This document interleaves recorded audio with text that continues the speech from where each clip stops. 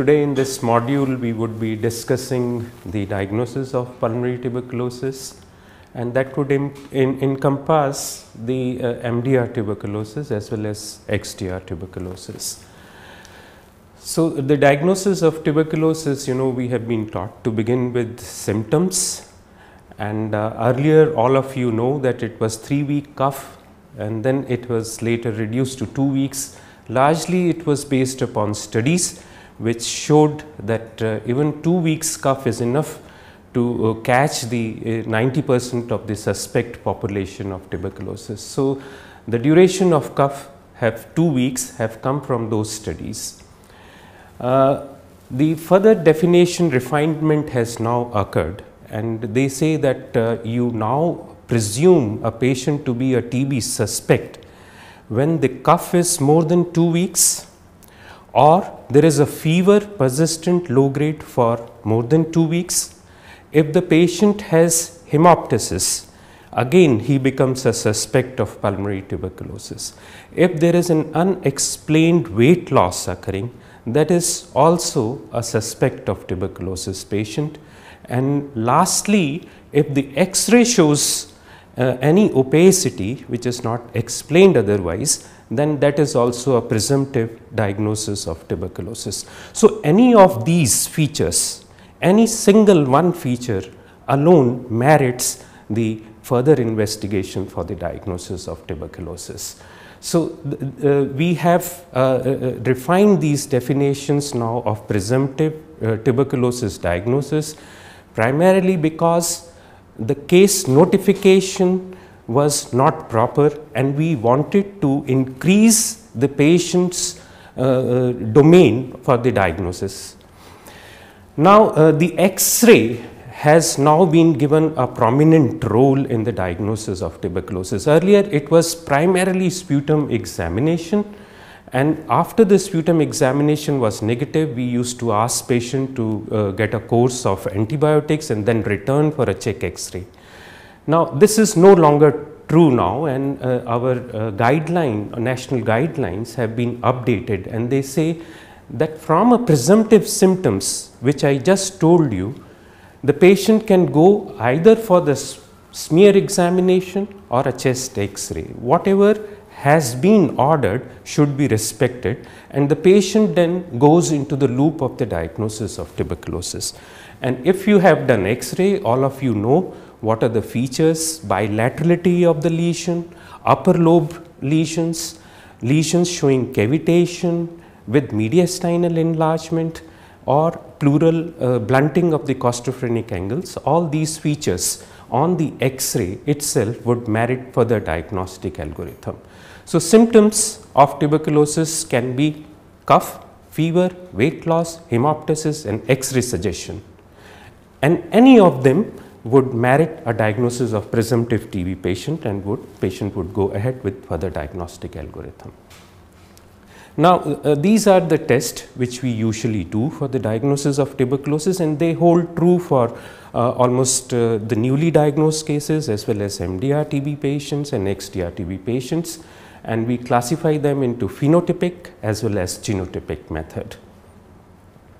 We all know the Ziehl-Neelsen staining, that is the first step. So, we make our patient collect sputum, at least 5 ml of the sputum early morning, either on one day or 2 subsequent early morning samples are collected, and we see that it is adequate, it has a mucopurulent component in it, and then we make Ziehl-Neelsen stain.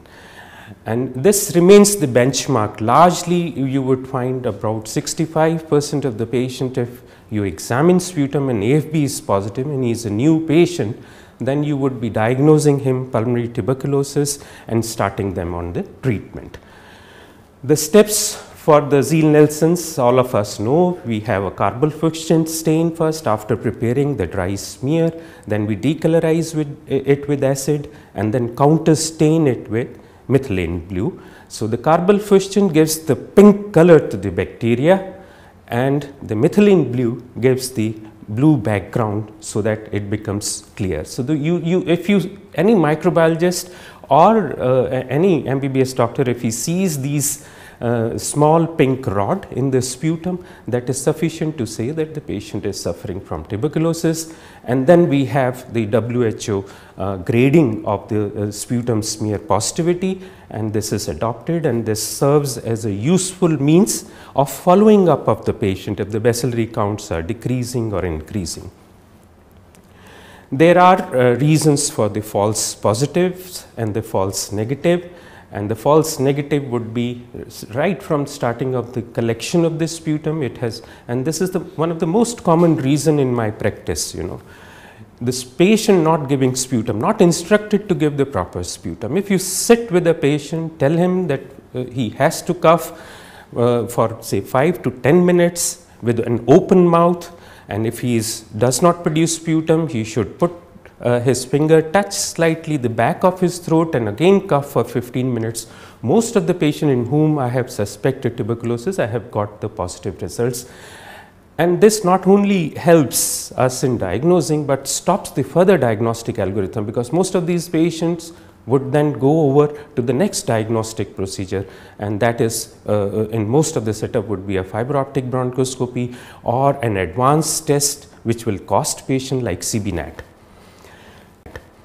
Beside this, there are lab issues in which the carbamazepine may have boiled and it would deposited pigment in a linear fashion, then the decolorization proper, then inadequate examination and reporting and recording errors. So all these contribute to the false negative, and then we have the false positive reasons. Then faulty sputum collection. Suppose the patient has taken breakfast and after that he has coughed, you can have those fibers in the food particles or food particles which can give rise to. And these are all the other reasons on this slide which can cause the false positive results. So with the symptomatology, you should always interpret your sputum smear results, and if in doubt you should repeat them. Now, Ziehl-Neelsen staining and microscopy is quite laborious, and therefore, the microbiologists have come up with other sensitive tools like auramine rhodamine stain. These are fluorescent method, and the only advantage of these method is that they detect large number of positives. It is a very sensitive tool, and however, these tests are very costly and are in not routine use. They are used in some of the resource rich countries because it requires certain dyes, and it has certain disadvantage that these dyes are carcinogenic, and the lamps and the bulbs which you use to analyze the fluorescent smears are very costly. And this is how the bacteria appears, fluorescent small rod which are yellowish or pink orange in color. So in this, the advantage, as I said, the sensitivity improves. You examine a large field in one view, large number of fields. So you pick up more bacteria in any field, and therefore the overall positivity is high. But as I said, that it is costly, the dyes are carcinogenic, and then you have to find ways and means of disposing them.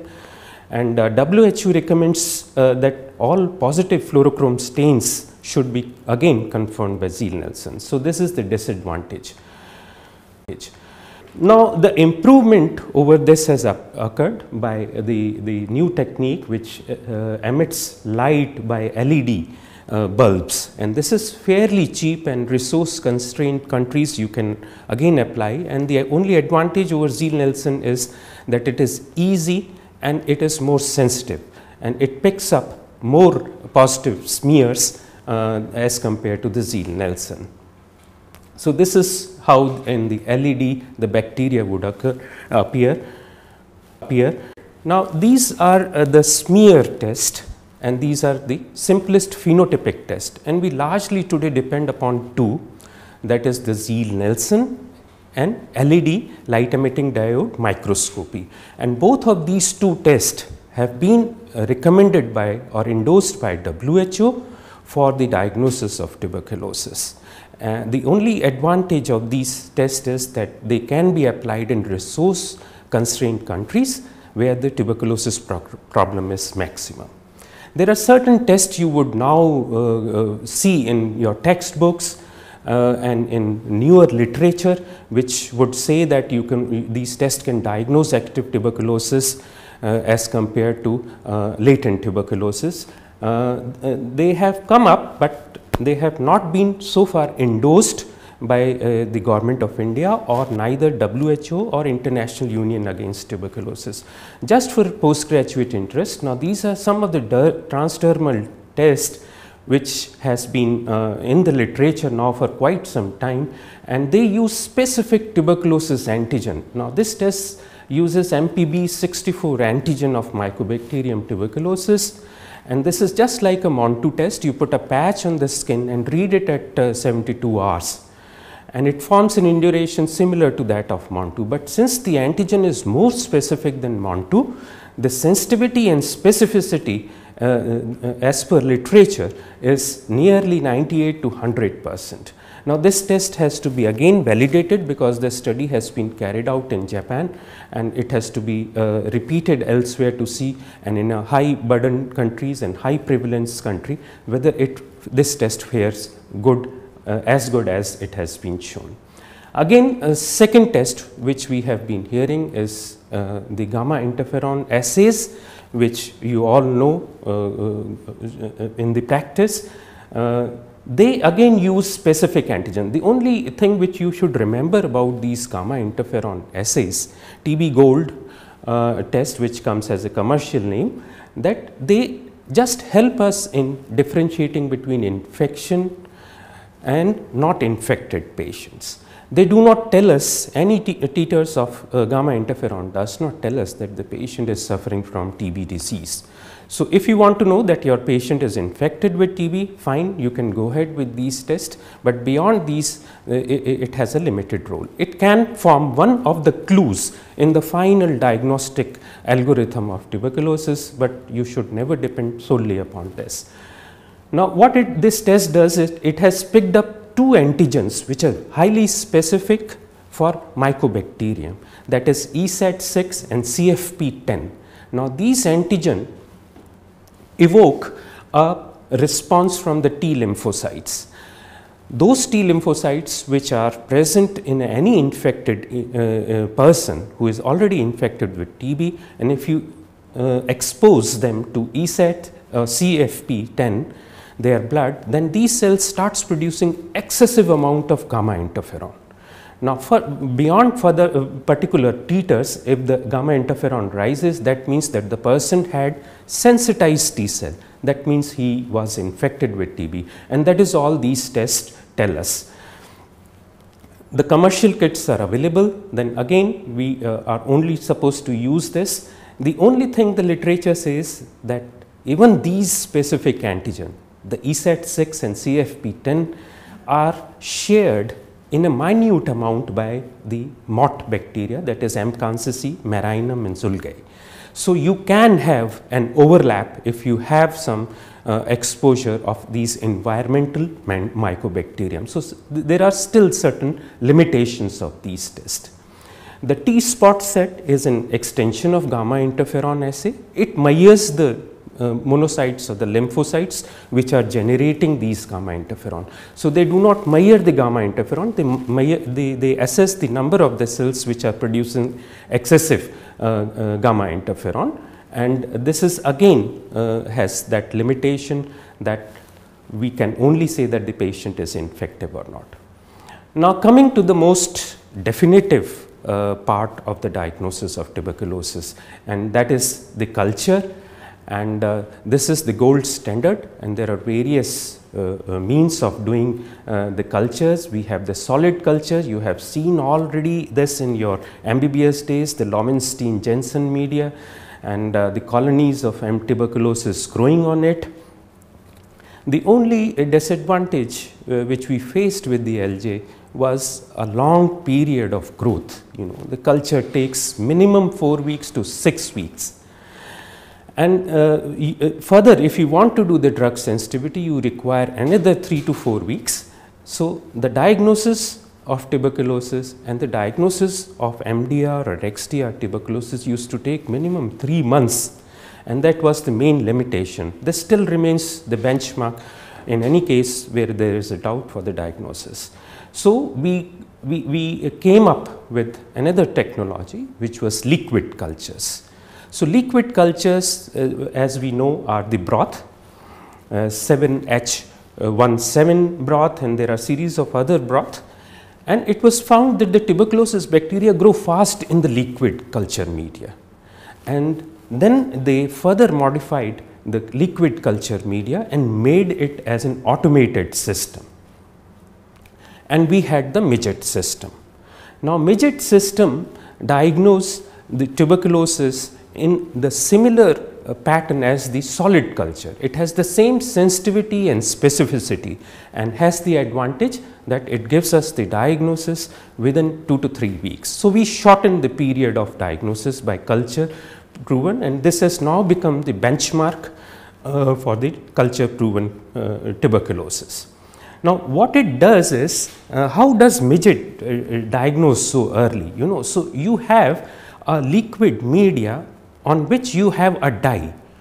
That F part is the fluorescent dye, and this fluorescent dye is tagged to a lutetium ring, and this is a oxygen sensitive dye. That means as long as the dye is there and the oxygen is there, the dye won't fluoresce.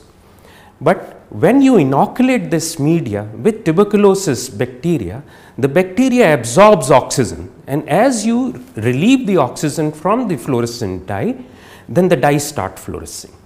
So, this is the basic principle of Midget, and this fluorescence is then automatically detected by the sensors of the machine. So, we have a liquid culture and this becomes an automated. So, the signal, as the signals become strong, you will have an alarm from the Midget machine that yes, there is a positive culture. So, you see that culture and report.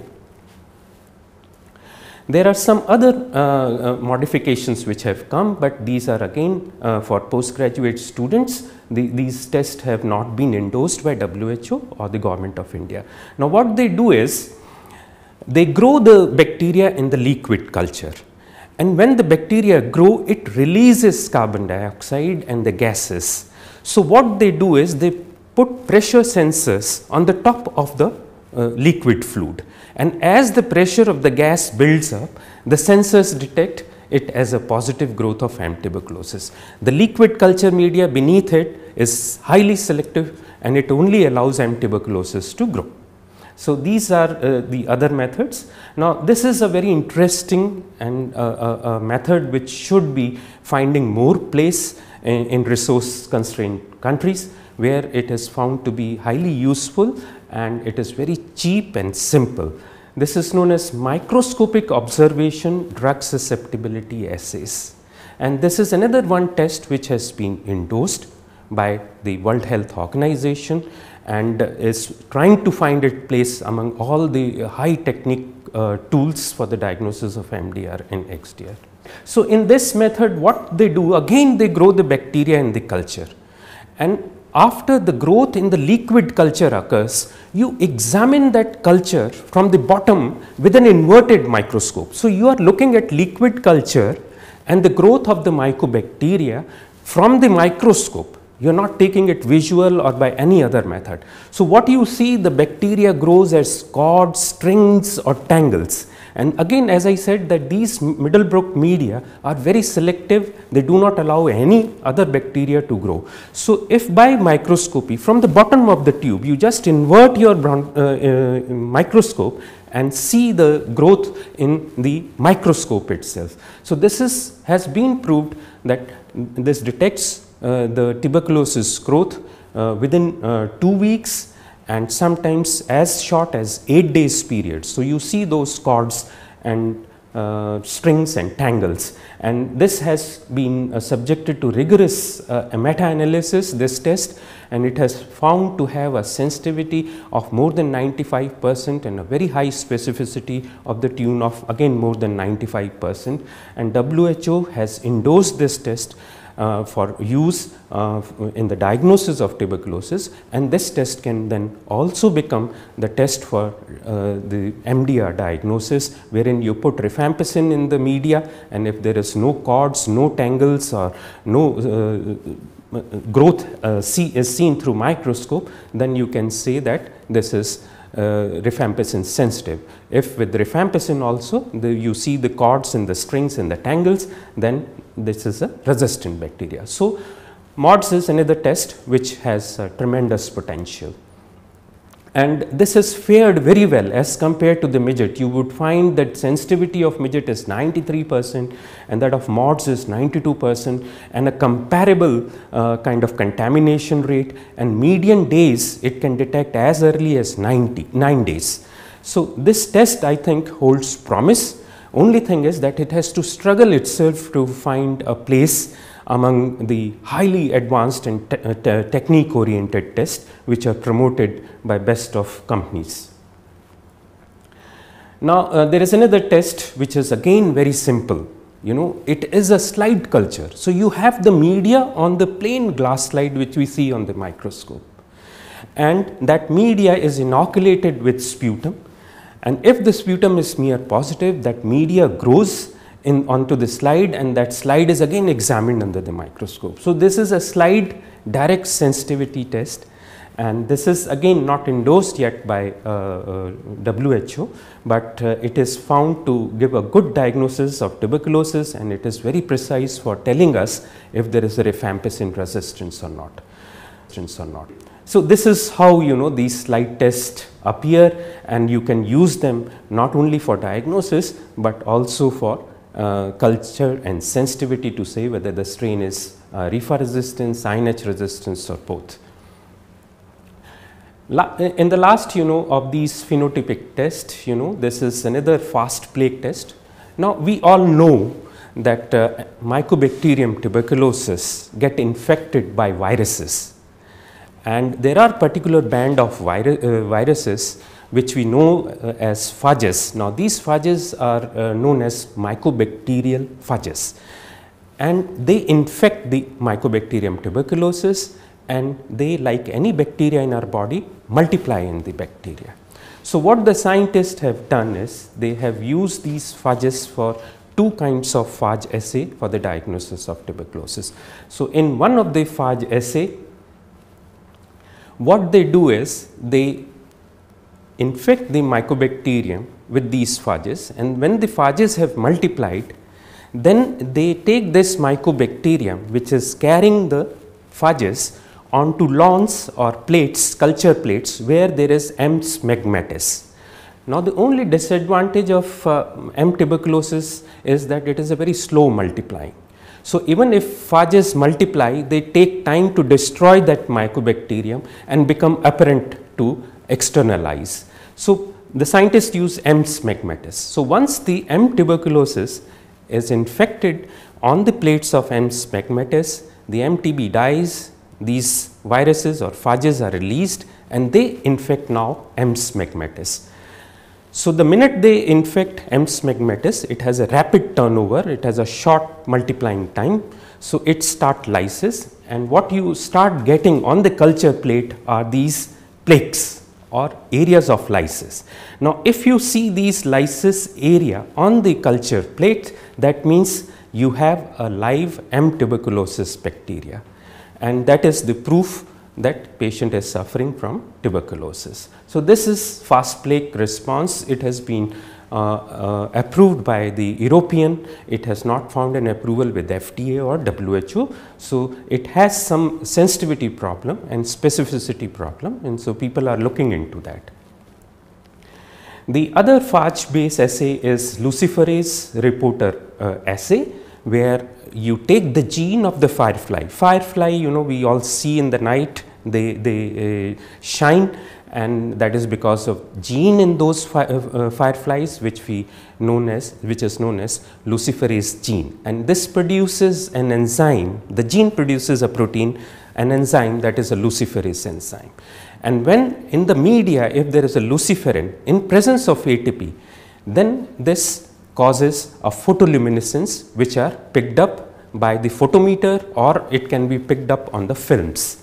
Now, this has been again used by the TB scientist and the microbiologist to say whether the bacteria M. tuberculosis is there or not, and if it is there, it is sensitive to RIFA or not.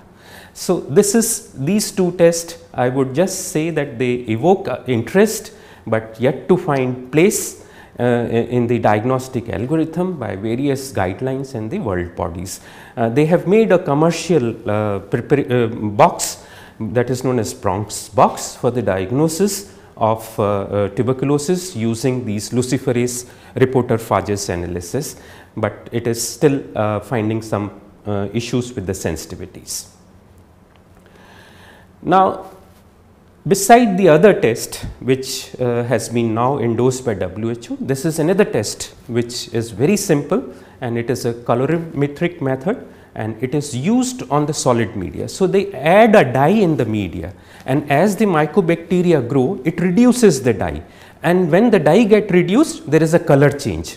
So, then you can pick it up on the solid media. So, if the media becomes pink, that is the mycobacterium is present and it is alive. So, patient is suffering from tuberculosis or tuberculosis.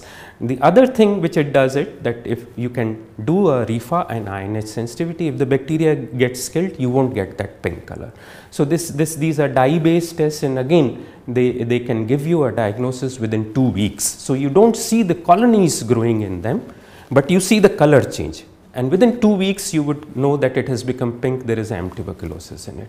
So, again these tests has a very good sensitivity and specificity, sensitivity somewhere around 95% and specificity of 100%. So, they have become again as benchmark as the Midget or the Lowenstein-Jensen media, and they are being endorsed by WHO. In resource poor country, this is again a very good method. It gives you an early diagnosis, and it can be used as a screening, as a 100% specific test.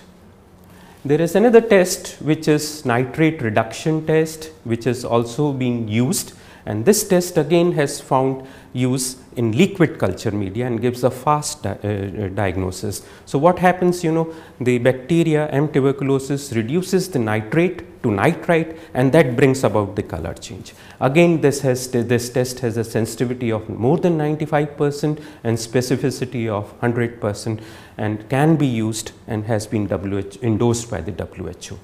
Now, these were the phenotypic tests. So, we discussed one about the smear. In the smear we discussed 3 tests, that is the Ziehl-Neelsen, auramine rhodamine and light emitting diode microscopy, and we said that Ziehl-Neelsen and light emitting diode microscopy has been endorsed. Then we came to culture, we discussed about LJ, we discussed about Midget test, which is the liquid culture, and then we discussed about the automated Midget test. Then followed by colorimetric method. There were 2 which have been endorsed by the WHO, and and then we discussed the microscopic observation of drug sensitivity test, which were endorsed. Now, coming to the genetic test. So, these were the phenotypic test. In the genetic test, there are 3 kinds of tests which has been endorsed, which have a robust now data to say that they have a very high sensitivity, specificity, and they can be applied under the field condition in most resource poor countries and at the most peripheral levels. And these tests are line probe assays. We have 2 methods in that is INOLIPA and a Haynes MTBDR plus test. Then we have a nucleic acid amplification test, and for that we all know that is GeneXpert. And finally, the benchmark test, that is the DNA sequencing. So, line probe assay, there are 2 methods in this, and our country is basically following the Haynes method. The literature is more profuse on that, and it has been adopted, and it has given us good results also. Now, the basic of these genetic tests is a polymerase chain reaction. What you do is, when you examine the sputum, you have very few bacteria in this sputum. So, you pick up the DNA of the bacteria and then you multiply that DNA. So, from a single strand to millions of copies of DNAs, and that is the amplification of the DNA. So, what you do on the DNA, you first take the DNA, you denature it, that is you heat it, so that both the strands of the DNA come apart. Now, you add primers to them. Primers are small segments of oligonucleotides. They are the same sequence GGA, TT which we have in our gene. So, they are left loose into the media, and when the strands separate, these strands look for their companion. C will be looking for G, A would be looking for D. So, they would anneal and form a separate strand. So, this is what happens, and for this they require an enzyme which is known as DNA polymerase.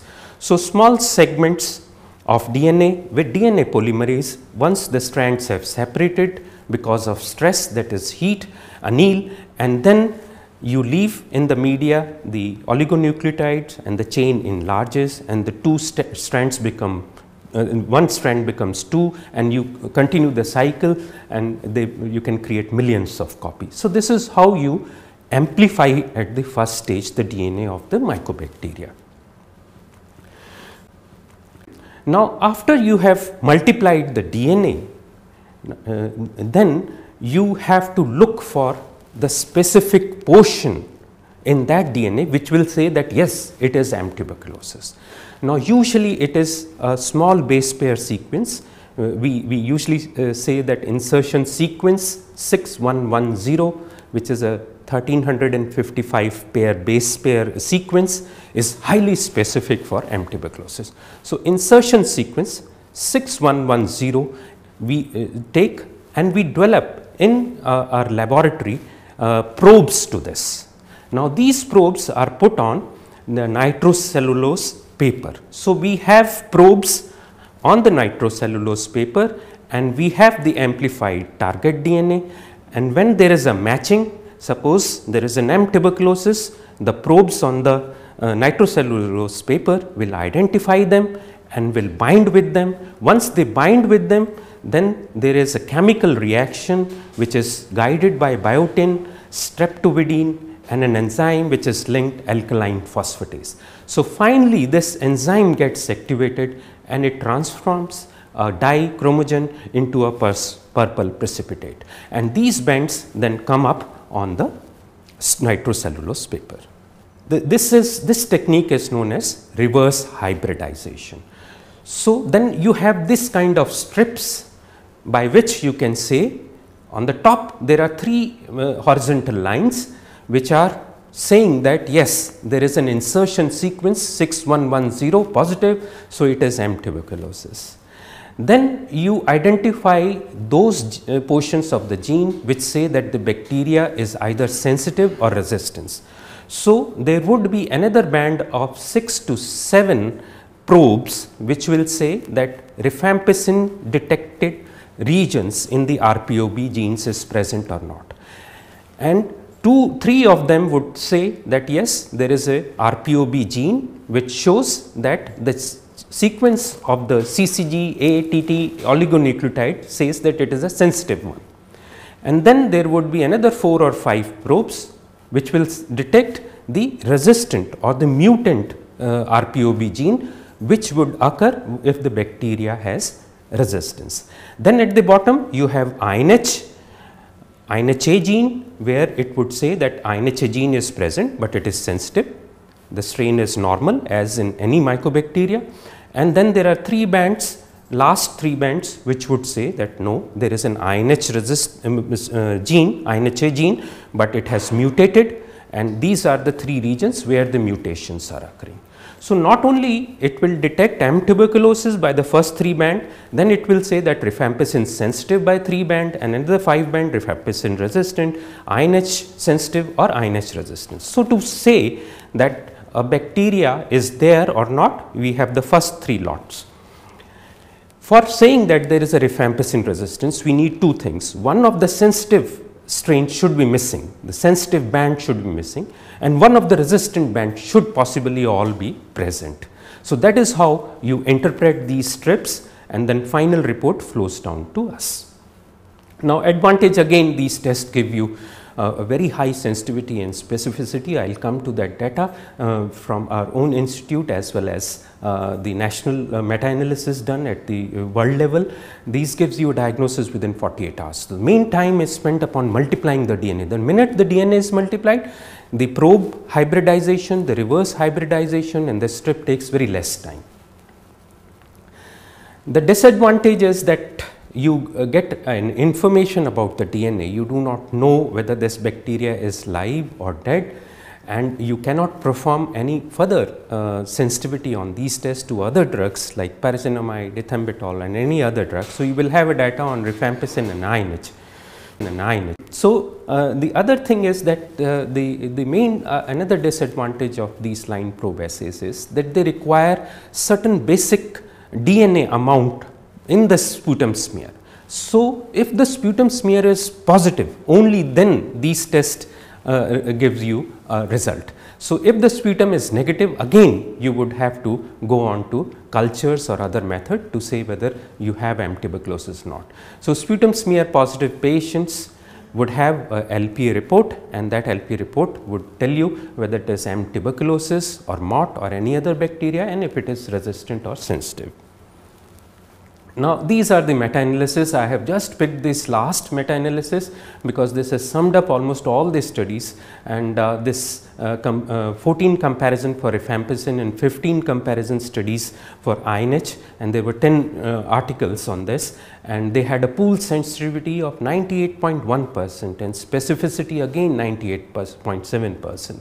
So, this test has come up, but for INH there was some issues of lower sensitivity, that is 84.3%, and it was more consistent than specificity. The specificity remains high, but sensitivity for INH is somewhat low.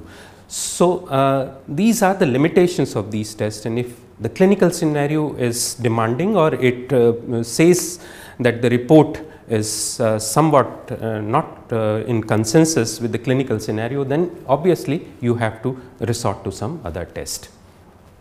So, for our country, the LPA test has been recommended, and we do it as a method of routine if the sputum smear is positive. If smear is negative, then we put the culture, and from the culture, as soon as the growth occurs, then again we do the LPA and come back to the diagnosis of MTB or RIFA or INH. Now, this is one study where it comes from the institute where I had worked for most of the time, and this again proved that the sensitivity, specificity of these line probes assay when compared to the MIGIT, which is the benchmark, is more than 90%. The sensitivity, the specificity, the negative predictive value and positive predictive value all scores 95% and above. So, this test again scores on all different. There are newer, now by this test we can diagnose pulmonary tuberculosis, we can diagnose MDR tuberculosis, and for diagnosis of XDR-TB, people are now aggressively working on the same technology, wherein you would look onto other genes and the probe against those genes. So, they are looking against fluoroquinolones genes and making probes against them, and again hybridizing them and testing whether they can give us a valid result. They are testing aminoglycoside genes and making probes against those genes to say whether there is a resistance or not, and these line probe assays have now found a marketplace, and some of them have been recommended by WHO to be used as a rule-in test. If they are positive, you suspect them to have MDR XDR-TB. So, these this is now known as MTB drug resistant second line probe assays. So, this is the name which has come up, and WHO has recommended this as a rule-in test, and they give us a result about fluoroquinolones, ofloxacin, amikacin, ethambutol with a high level of specificity and some issues with the sensitivity, and there is a large pool of data. So, this LPA test for XDR-TB diagnosis is now finding place in most of the guidelines. Again, the data says for ofloxacin the sensitivity is somewhere around 90% and specificity again is very high, 98%. So, if the test is positive, then there is a fluoroquinolone resistance. Amikacin, 100% sensitivity, 99% specificity. Again, a very reliable test for aminoglycoside. So, a confirmed diagnosis of XDR had a sensitivity using these line probe assays for the second line drugs to the tune of 92% and 99.6% specificity. So, line probe assays for the diagnosis of XDR tuberculosis we completed. Now, there are newer, because all of you are postgraduate students, I will just touch in as to what tests are in pipeline to say that there is an MDR TB or there. Now, this is one test which is coming up fast, which not only it is again a line probe assay which detects mycobacterium. It can say whether it is a non-mycobacterium tuberculosis, then it can tell you whether it is an MDR or it is non-MDR. In MDR, it would also give you beside MDR a fluoroquinolone in the strip, so that you have almost R, H, rifampicin, pyrazinamide, ethambutol and fluoroquinolone on a single strip, and this strip based test would tell you that the patient has fluoroquinolone resistance or not. So, all these tests, so all the diagnosis of drug resistant tuberculosis have come up, and they are preparing various strips in which the first line drugs are there, then in some strips first line plus fluoroquinolone are there, and then there is a strip which has fluoroquinolone, aminoglycosides and the first line available. So, soon we are going to have a test at the very strip will tell us that the patient is tuberculosis sensitive or resistant, and if resistant it is whether it is MDR or XDR within 48 hours. Now, coming to the another genetic test which has now hit almost the entire country, and almost every district in the revised national TB program has this test available to offer to the patient. Currently, this test is being recommended for all HIV patients with suspected TB, all children who have sputum negativity or no sputum to produce, and sputum smear negative patients who are adults. So, CBNAT is the commercial kind of cartridge which has become available, and which is now available under the program condition. The test is offered free to almost all the people in the country. Now, this is again a nucleic acid amplification test. Again, this is automated. You have to do nothing, just you take the sputum of the patient, just concentrate that, add some selective agents, and then in the cartridge and load that cartridge, and you forget. So, this is as simple, and various studies have demonstrated that they can be used by nurses, they can be used by technicians after a week or 10 days training. So, this test can run in the most periphery area. The only thing is that it requires a continuous power supply. So, you need to have a power backup, you need to have a UPS, you cannot put it off in between if the power goes off. So, the advantage is that it is automated and it gives you the reports within 2 hours, and it will tell you whether your specimen has Mycobacterium tuberculosis or not, and if it is, then whether it is rifampicin resistant or not. This will not tell you whether there is concomitant INH resistance or not. For that, what you do either LPA or you go for MIGIT and say that there is a INH resistance or not. So, this is the kind of equipment, and the only part is that the first and the second part, you have to collect the proper sputum, you mixed a reagent into that, and then you just load the cartridge and then forget, the machine will give you the result. Now, the interesting part of the test is to understand what it does. For as a postgraduate student. So, what it does, it has probes. Now, these are the kind of probe, which just like a tree, it has a stem and then it has a top which is round, which is known as the loop part. Now, in this molecule, now this is the probe which is the key of the gene expert, and on the top head, the hairs which you see are the specific site which will join with M. tuberculosis if it has a particular region which says that there is a M. tuberculosis, then if it is a Rifa resistant or sensitive. So, the head here are highly specific for M. tuberculosis and RPOB genes sensitive as well as resistant. So, what happens in the limb part or the stem part has two molecules, the red and the green. Now, red is a fluorophore, the green is the fluorophore, which is a dye, and there is another molecule red which is a quencher which keeps the dye quiet. So, as long as the two molecules are side by side, there is no fluorescence which occurs. But what happens when this molecule finds M. tuberculosis? It binds with the DNA of the mycobacterium, and once it binds, it spreads its both the limbs apart. So, the fluorophores and the quencher become separate. Now, this will cause fluorophore to give the fluorescence, which is detected by the sensors of the machine, and they give you the positivity. So, this is the basis. These are known as molecular beacons, and they have revolutionized the diagnosis of most of the other disease as well as tuberculosis. So, these are this is the segment, you know, the CCGGA, the horizontal team, this is the RPOB gene, and the RPOB gene can be normal, which says that it is sensitive, or there can be mutation in this gene. Now, in mutation, the gene sequence like CAAG will become CGGT.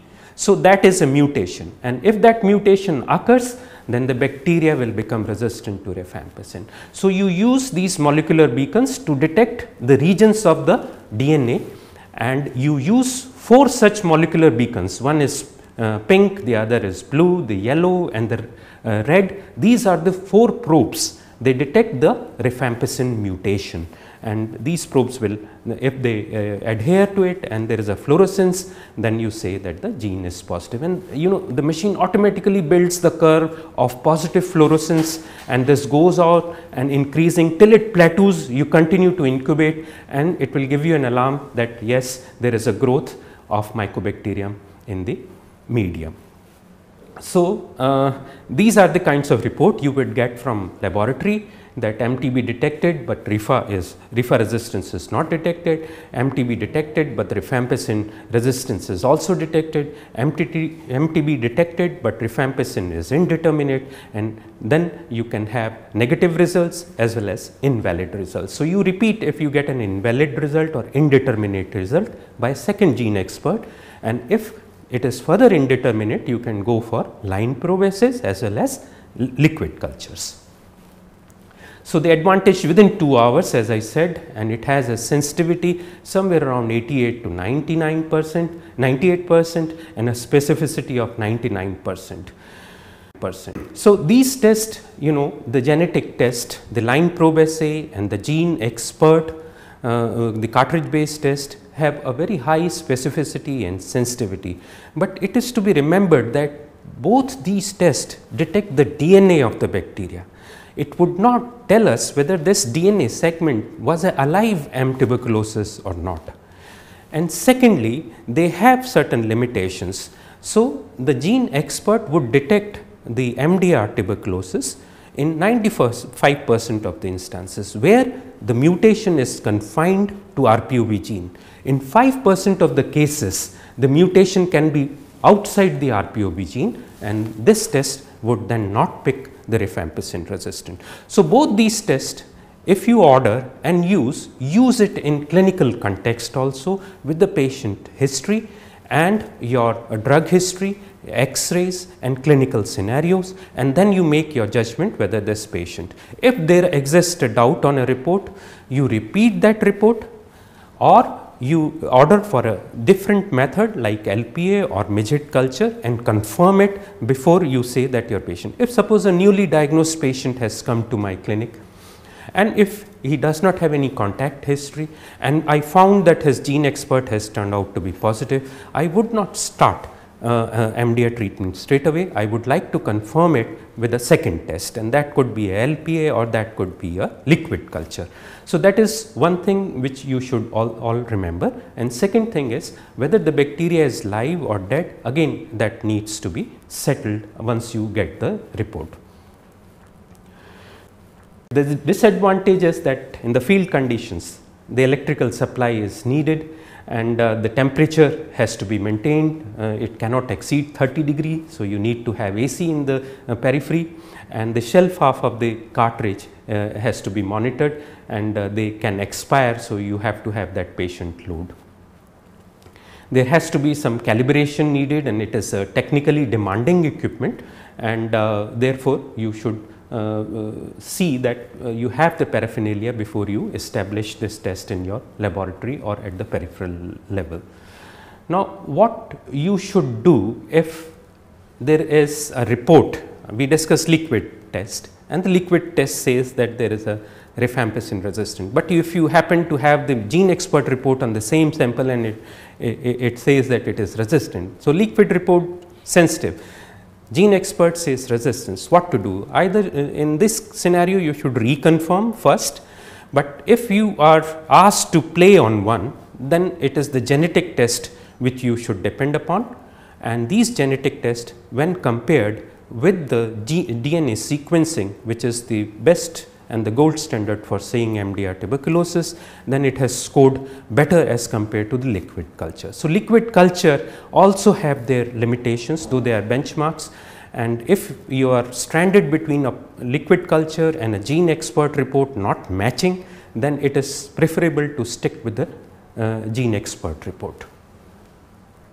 So, these are various reports which says how the positivity, the false positive, false negative, and negative and positive predictive value fare if you have prevalence of the disease changing.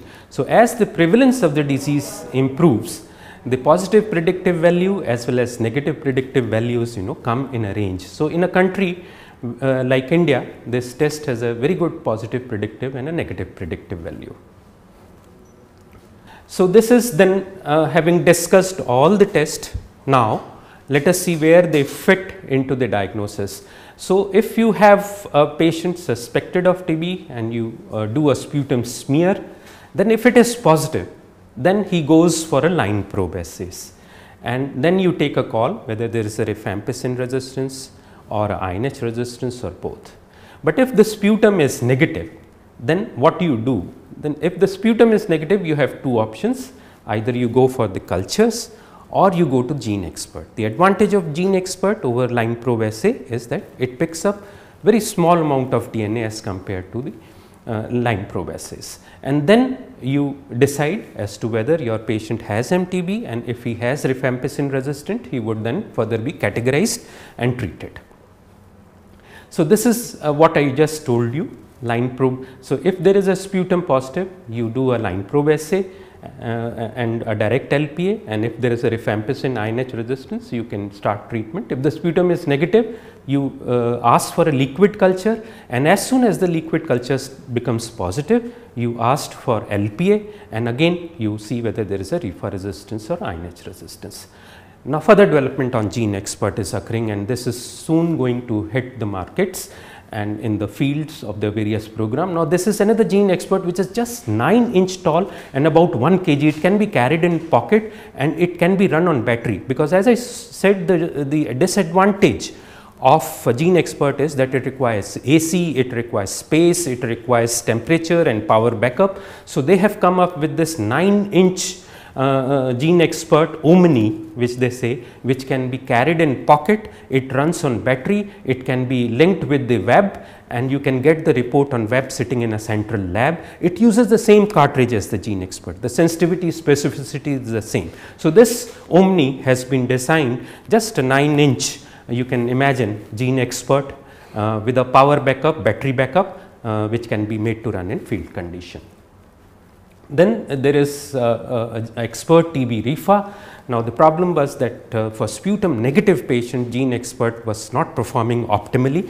The positivity was somewhere around 70%. So, they further modified the cartridge so that the more multiplication of the DNA occurs, and this GeneXpert Rifa Ultra is known, and it is now being tested in the field conditions, and it will test almost the same number of 10 colony forming units per ml of sputum. It is the same as midget. So, it will have the sensitivity specificity of the liquid cultures, and it would be very useful in sputum smear negative patients, and there it has been shown the positivity of more than 90%. So, another development which is Gene Expert is Omni, and the second is the Ultra, and now they are working on Gene Expert cartridge for detecting resistance to second line drug, and this is known as Expert XDR.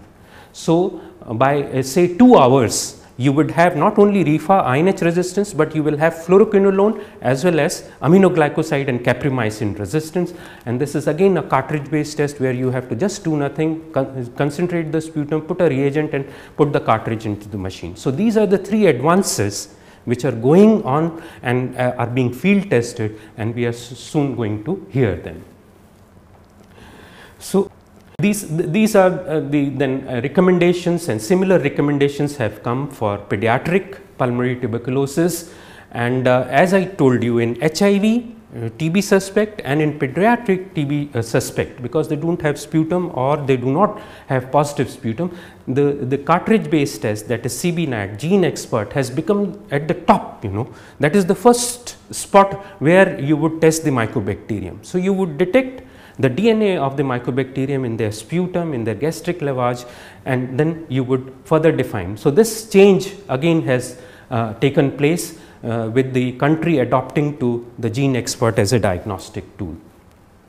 And there are robust data now, and these are now meta-analysis studies have ended, and they have concluded that this test has a specificity of 88 to 98%, and a sensitivity almost ranging more than 95% in the various sample. Not only in sputum, this Gene Expert has performed very well on the extrapulmonary samples. So, the lymph nodes, the CSF, the gastric fluid and other specimens again have a pooled sensitivity of more than 80%. So, this is a very good screening test for them. We only lack on the pleural fluid, where the sensitivity of this test is somewhere around 43–44%. But in rest of the fluids, therefore, the test recommends that in all extrapulmonary tuberculosis sample you should order for Gene Expert, and you may hit upon the DNA of the mycobacteria. And these are the diagnostic algorithms. As I said, presumptive diagnosis in extrapulmonary tuberculosis. Again, as I said, in pediatric TB, CBNAT has reached the top, the first spot, and the first step is CBNAT in these patients for diagnosing. So, last genetic test is DNA sequencing. Now, this is the gold standard. You analyze the complete DNA. So, in Gene Expert, you just see the RPOB gene. So, that is a small base pair sequence. In DNA sequencing, you analyze the entire bacteria, and you have the pattern in the library of M. tuberculosis, which is a sensitive strain, and this sequencing of the entire Mycobacterium tuberculosis is then matched with the resistant strain, and this is the gold standard. Whenever there is a doubt, there are cases where you would be stuck with a midget saying sensitive, a midget liquid test saying sensitive, and a Gene Expert saying that it is resistant.